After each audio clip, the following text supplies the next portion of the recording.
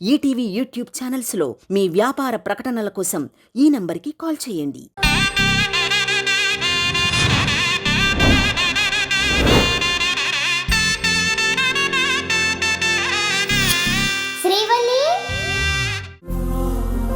మామా, నీ మంచి మనసు గురించి నాకు బాగా తెలుసు.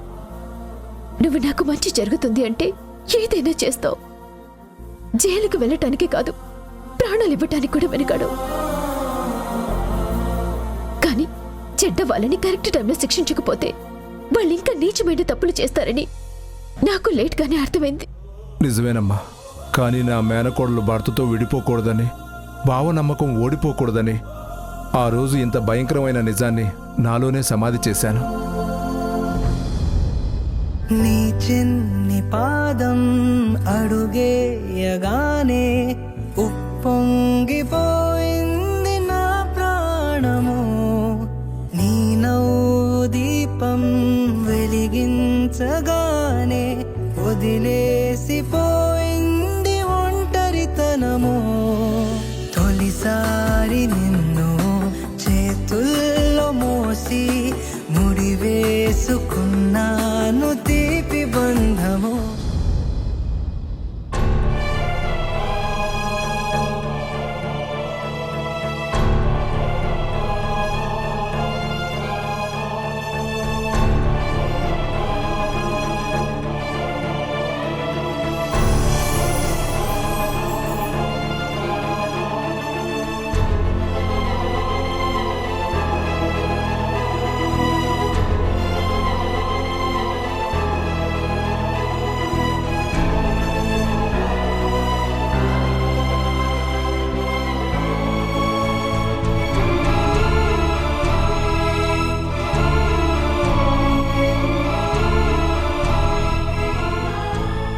నేనిక్కడున్నానేంటి? నాకేమైంది? మీరు స్పృహ తప్పి పడిపోయారని మీ వాళ్ళు హాస్పిటల్కి తీసుకొచ్చారు. అవునా మేడం, మీరు లేవకండి. మీకిప్పుడు రెస్ట్ చాలా అవసరం. మీరు ఇంకా కోలుకోలేదు. మీకు బ్లడ్ తక్కువగా ఉంటే బ్లడ్ ఎక్కించాం. డాక్టర్ గారు మిమ్మల్ని బెడ్ దిగనివద్దని చెప్పారు. మళ్ళీ మీకు కళ్ళు తిరిగే ఛాన్స్ ఉందంట. మా ఆయన, మా పిల్లలు ఎక్కడున్నారు? వాళ్ళు కారిడార్లో ఉన్నారు. నేను వెళ్ళి పిలుస్తాను.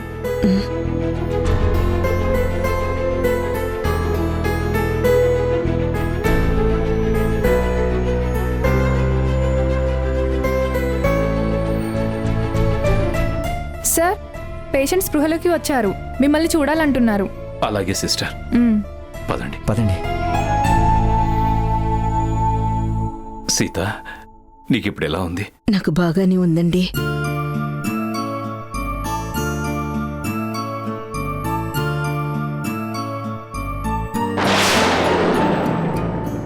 దినేష్, చేతికి ఏమైంది? ఏం కాలేదమ్మా. నీకు రక్తం తక్కువగా ఉండడం వల్ల అర్జెంటుగా రక్తం ఎక్కించాలంటే నీ కొడుకే నీకు రక్తం ఇచ్చాడు సీత. అవునా? అవునత్తయ్యా. నా కొడుకు నాకు ప్రాణదాత అయ్యాడన్నమాట. వాడికి నేను జన్మనిస్తే ఇప్పుడు వాడు నాకు పునర్జన్మనిచ్చాడు. నీకు బ్లడ్ నేనే ఇద్దామనుకున్నాను నానమ్మా, కానీ డాక్టర్ గారు నేను చిన్నపిల్లాడినని ఇవ్వకూడదన్నారు. అందుకే ఇవ్వలేదు.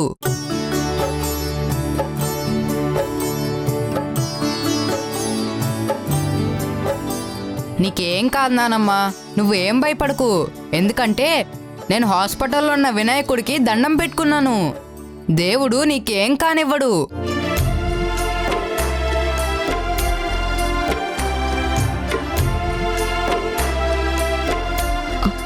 ఏమండి, శ్రీవల్లి ఎక్కడుంది? నాకు శ్రీవల్లిని చూడాలనుంది. డాక్టర్ గారు నేను డిశ్చార్జ్ చేసే వరకు నువ్వెక్కడికి వెళ్ళకూడదమ్మా. నువ్వు పూర్తిగా కోలుకున్నాక వెళ్ళి శ్రీవల్లిని చూద్దాం. అవును సీత, నేను ఆల్రెడీ వెళ్ళి శ్రీవల్లిని చూశాను. తను బానే ఉంది. పోలీస్ స్టేషన్లో ఉన్న మనిషి ఎలా బాగుంటుందండి? మీరు నాకు అబద్ధం చెప్తున్నారు. లేదు సీత, కమిషనర్ గారు తనను జాగ్రత్తగా చూసుకుంటానన్నారు. ఏమోనండి, నా బిడ్డను చూసి తనతో మాట్లాడితే గానీ నాకు మనశ్శాంతిగా ఉండదు. ఏమండి, ఇప్పుడు నాకు ఆరోగ్యం బాగానే ఉంది కదా, శ్రీవల్లి దగ్గరికి వెళ్దాం పదండి. నా మాట విని సీత, ఇప్పుడొద్దు. లేదండి, నా కూతుర్ని చూడకుండానే కన్ను మూస్తానేమోనని భయంగా ఉందండి. ఏమండి, ఎలాగైనా నాకు నా కూతుర్ని చూపించండి ప్లీజ్. అలా అనకు సీత. నువ్వు శ్రీవల్లిని చూడ్డానికి ఏర్పాట్లు చేస్తాను. నానమ్మ, నీకేం కాదని నేను చెప్పాను కదా, ఇంకా ఎందుకు భయపడుతున్నావు? నువ్వు డిశ్చార్జ్ అయ్యి ఇంటికి వెళ్ళాక మన ఇద్దరం షార్ట్ వీడియోస్ తీసి అప్లోడ్ చేద్దాం. అప్పుడు నువ్వు పెద్ద సెలబ్రిటీ అయిపోతావు, సరేనా?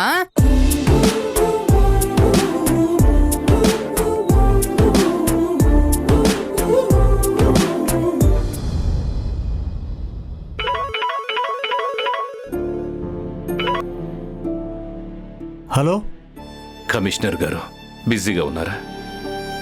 మీతో ఒక విషయం మాట్లాడాలి. బిజీగా అంటే పర్లేదు సార్, విషయం ఏంటో చెప్పండి. నాకు మీ నుంచి ఒక ఫేవర్ కావాలి సార్. చెప్పండి, నా వల్ల ఏది అయితే నేను ఖచ్చితంగా చేస్తాను. నా భార్యకి హెల్త్ బాగోలేక హాస్పిటల్కి తీసుకొచ్చిన విషయం మీకు తెలుసు కదా? తెలుసు. ఇప్పుడు సీతమ్మ గారు ఎలా ఉన్నారు?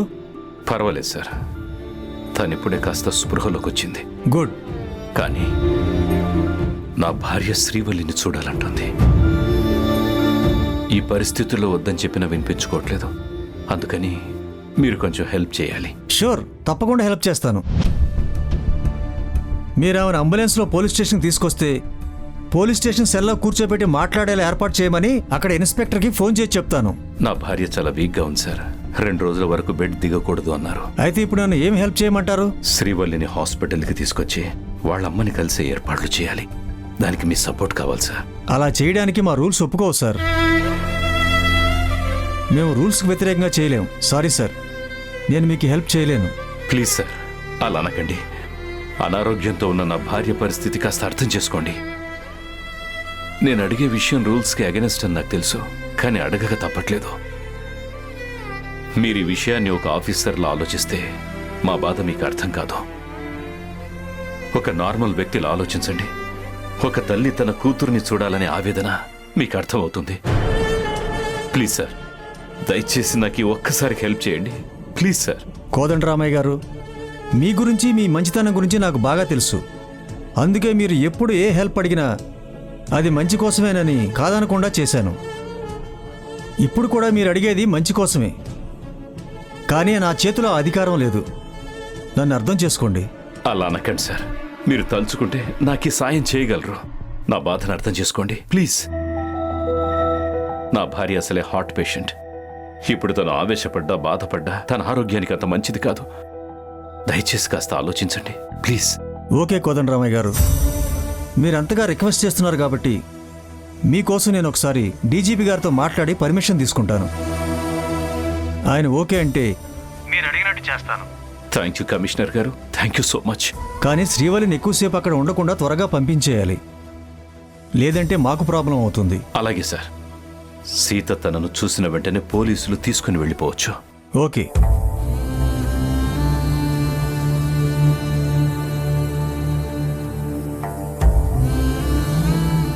నాన్న, శ్రీవల్లిని తీసుకొస్తానని చెప్పి మీరు ఇక్కడే ఉన్నారేంటి? పోలీస్ స్టేషన్కి వెళ్ళలేదా? లేదు దినేష్, కమిషనర్ గారితో మాట్లాడాను. ఆయన శ్రీవల్లిని ఇక్కడికి పంపించి ఏర్పాట్లు చేస్తున్నారు. పోన్లేండి నాన్న, పర్మిషన్ దొరకదేమోనని చాలా టెన్షన్ పడ్డాను. మరోపక్క అమ్మ శ్రీవల్లి కోసం కంగారు పడుతూ ఉంది. 25 ఏళ్లు ప్రాణంగా చూసుకున్న కన్న కూతురు పోలీస్ స్టేషన్లో ఉందంటే ఏ తల్లికైనా అలాగే ఉంటుంది. ఏం చేస్తాం, ఆ దుర్మార్గుడి వల్ల శ్రీవల్లి జీవితం అలా అయిపోయింది. వీలైనంత త్వరగా శ్రీవల్లిని విడుదల చేయించి ఇంటికి తీసుకురావాలి. అప్పుడే మీ అమ్మ సంతోషంగా ఉంటుంది.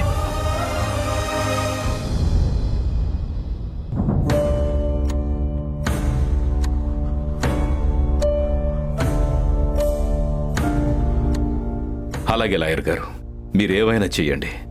డబ్బుకి నేను వెనకాడను, కానీ నా కూతురు నిర్దోషిగా బయటికి రావాలి. అర్థమైందా? నాన్న, లాయర్ గారు ఏమంటున్నారు? శ్రీవల్లిని నిర్దోషిగా కోర్టు విడుదల చేసే అవకాశం ఉందంట? ఆత్మరక్షణ కోసం చేసిన హత్య కాబట్టి శ్రీవల్లికి ఫేవర్గా తీర్పు వచ్చే అవకాశం ఉంది అంటున్నారు. నేను రేపు ఒకసారి పర్సనల్గా వెళ్ళి లాయర్తో కలిసి మాట్లాడతాను. రే, ఎక్కడికి వెళ్తున్నావు నాన్న? నేను మీకోసమే వెతుక్కుంటూ వస్తున్నాను తాతయ్య. నా కోసమా? అవును తాతయ్య. ఎందుకు నాన్న? అదే తాతయ్య, అత్తయ్య వస్తుందా లేదా? ఇందాకటి నుంచి నానమ్మ అత్తయ్యనే అడుగుతుంది. నానమ్మ కంగారు పడుతుందని అత్తయ్యకి తెలీదా? తను ఇంకా ఎందుకు రాలేదు? అత్తయ్య రానంటే నాకు చెప్పండి తాతయ్య, నేనేళ్ళి తీసుకొస్తాను. నేను పిలిస్తే అత్తయ్య కాదు, ఎవరైనా రావాల్సిందే. ఏం తాతయ్య, ఏం సమాధానం చెప్పకుండా అలా చూస్తారేంటి? అత్తయ్య రావట్లేదా? వస్తుంది నాన్న. అత్తయ్య ఆల్రెడీ బయలుదేరింది. ఇంకాసేపట్లో ఇక్కడికి వచ్చేస్తుంది. అవునా? ఈ విషయం చెప్తే నానమ్మ చాలా హ్యాపీగా ఫీల్ అవుతుంది. అవును, చాలా హ్యాపీగా ఫీల్ అవుతుంది. ఈ విషయం నేనే వెళ్ళి ముందుగా నానమ్మకి చెప్పొస్తాను.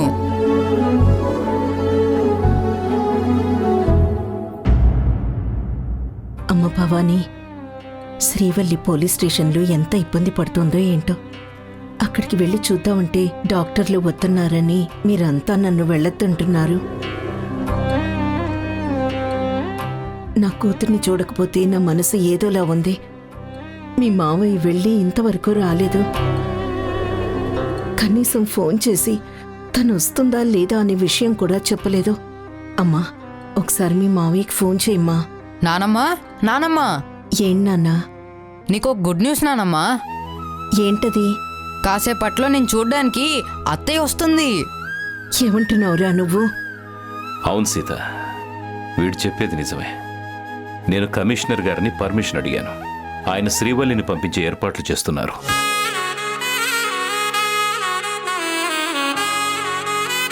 అత్తయ్య వస్తుందని చెప్పిన తర్వాత కూడా అలా డల్గా ఉంటావేంటి నానమ్మా? సంతోషంగా ఉండాలి కదా. నువ్వు సంతోషపడతావని ఆ విషయం వాడే చెప్పాలని పరిగెత్తుకుంటూ వచ్చాడు సీత. నాన్న నవీన్, నేనిప్పుడు హ్యాపీగానే ఉన్నాన్రా. నువ్వు చాలా మంచి మాట చెప్పావు.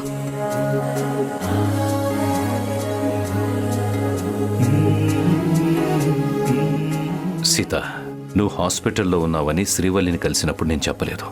ఎందుకంటే నీ గురించి చెప్పి తనను బాధ పెట్టడం ఇష్టం లేక.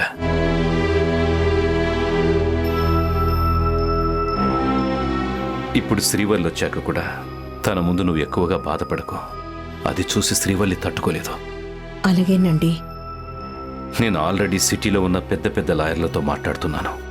శ్రీవల్లికి శిక్ష పడకుండా తనని ఇంటికి తీసుకొస్తాను. తాతయ్య చెప్పింది చెప్పినట్టుగా చేస్తాడు నానమ్మా.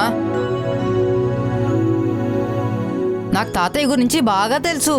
నీకు హెల్త్ బాగైపోయి అత్తయ్య కూడా ఇంటికి వచ్చేస్తే అప్పుడు అందరం హ్యాపీగా ఉండొచ్చు. సరేనా? సరే నాన్న.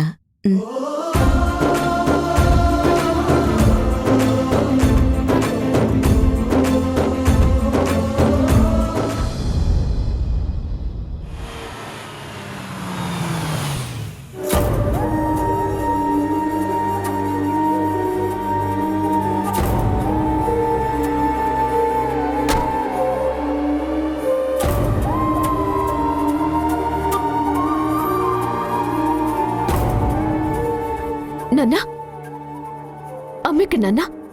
అమ్మ ఐసీయూలో ఉందమ్మా. అమ్మ ఐసీయూలో ఉంటే మీరు నన్ను కలవటానికి వచ్చినప్పుడు ఆ విషయం నాకెందుకు చెప్పలేదు నాన్నా? నువ్వు ఆల్రెడీ పోలీస్ స్టేషన్లో బాధలో ఉన్నావమ్మా. మళ్ళీ అమ్మ గురించి చెప్పి నిన్ను బాధ పెట్టాలని నేను అనుకోలేదు. అందుకే చెప్పలేదు. అయినా మీ అమ్మకేం కాలేదమ్మా, బానే ఉంది. నిన్ను పోలీసులు అరెస్ట్ చేసి తీసుకెళ్తున్నారని చెప్పగానే ఆ షాక్తో స్పృహ తప్పి పడిపోయింది. అంతకు మించి మరే హెల్త్ ప్రాబ్లం లేదు మీ అమ్మకి. ఇప్పుడు తను కొంచెం నీరసంగా ఉన్నా నిన్ను చూడాలని పట్టుపట్టింది. అందుకే మీ అమ్మ పరిస్థితి గురించి కమిషనర్ గారికి చెప్పి నువ్వు మీ అమ్మని కలుసుకోవడానికి ఇలా ఏర్పాట్లు చేశానమ్మా. వెళ్ళమ్మా, లోపలికెళ్ళి చూడు.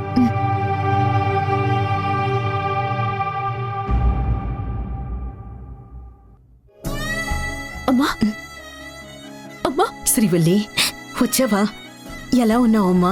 నువ్వు హాస్పిటల్లో ఉండి ఎలా ఉన్నావని నన్ను అడుగుతున్నావేంటమ్మా? నువ్వు త్రిదేవ్ని షూట్ చేశావని, పోలీసులు నిన్ను అరెస్ట్ చేసి తీసుకెళ్తున్నారని మీ నాన్న నాకు చెప్పగానే నాకు చాలా భయం వేసిందమ్మా. నువ్వెన్నోసార్లు త్రిదేవ్ గురించి చెప్పినా కూడా నిన్ను మేము అర్థం చేసుకోలేకపోయాం. నువ్వెప్పుడు ఏ చిన్న తప్పు కూడా చేయవని తెలిసినా ఈ అమ్మ కూడా నిన్ను అపార్థం చేసుకుంది. నన్ను క్షమించు తల్లి. అమ్మా అలా మాట్లాడుకో. జరిగిన దాంట్లో మీ తప్పేమీ లేదు. లేదమ్మా, ఉంది. ఎక్కడైనా తల్లిదండ్రులు పిల్లల భవిష్యత్తు బాగుండాలని ఆలోచిస్తారు. కానీ నువ్వు తల్లిదండ్రులు బాగుండాలని అనుక్షణం ఆలోచించావు. మా కోసమే ఇంతకాలం రాక్షసుల్లాంటి భర్తతో ఉంటూ వాడి నిజ స్వరూపం మాకు చెప్పకుండా వాడు పెట్టిన బాధలు భరించావు. అమ్మా అదంతా గతం.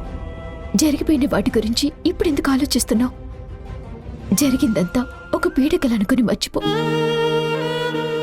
అసలే నీ ఆరోగ్యం బాగోలేదు. గతాన్ని తలుచుకుని బాధపడితే నీ ఆరోగ్యం కుదుటపడదు. త్రిదేవ్ గాడితో జీవితం మరణం కంటే భయంకరమైంది. దాని నుంచి నేను బయటపడినందుకు సంతోషించమ్మా. నా గురించి బాధపడకు. నాకేం కాదు.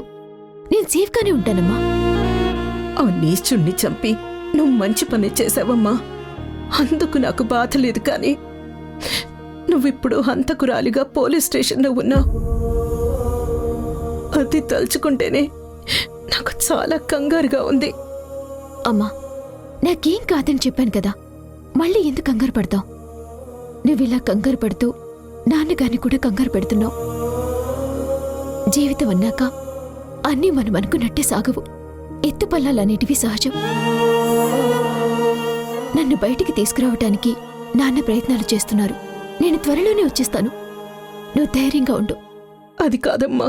అమ్మా నేను ఎక్కువసేపు ఇక్కడ ఉండలేను. తొందరగా వెళ్ళాలి. కరెక్ట్గా మందులు వేసుకుంటూ టైంకి తింటూ హెల్త్ చూసుకో. నువ్వు ఆరోగ్యంగా ఉంటే నేను కూడా ఆనందంగా ఉంటాను. సరేనా? సరే. నేను వెళ్ళొస్తానమ్మా. జాగ్రత్త.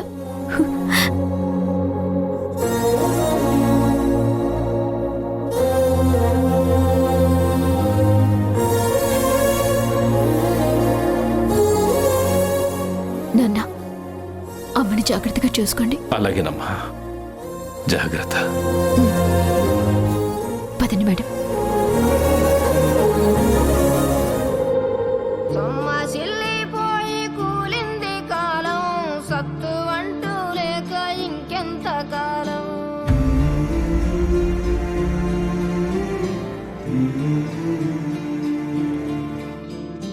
సన్నగిల్లకుంది వింత దూరం, దిక్కు దోసకుండా ఇంకెంత దూరం.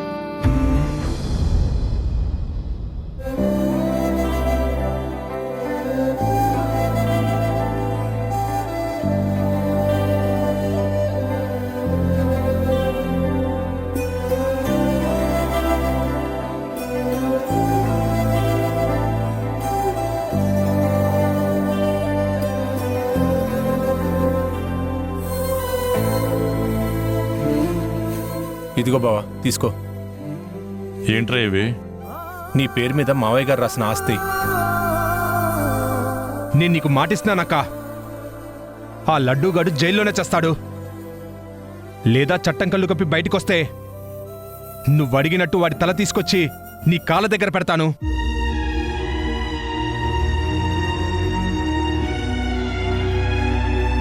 కేశవ తమ్ముడు, మన ముగ్గురం ఎంత జీవితాన్ని ఊహించుకున్నాం, ఎన్ని కలలు కన్నాం. చివరికి నన్ను ఒంటరిదాన్ని చేసి మీరు వెళ్ళిపోయారు. కాదు, ఆ కోదండరామయ్య శ్రీవల్లి మిమ్మల్ని నాకు దూరం చేశారు. ఆ కుటుంబానికి మరణ శాసనం రాయబోతున్నాను. వాళ్లల్లో ఒక్కరు కూడా మిగలరు.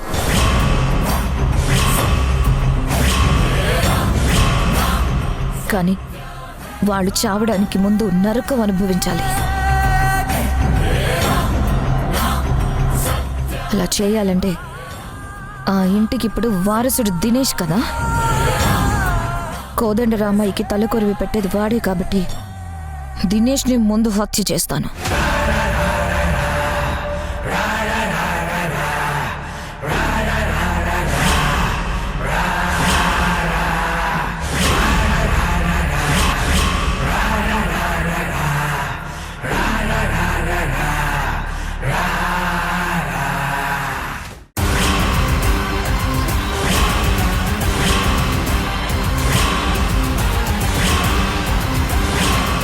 మేడం, ఇది లేటెస్ట్ రష్యా నుంచి వచ్చింది.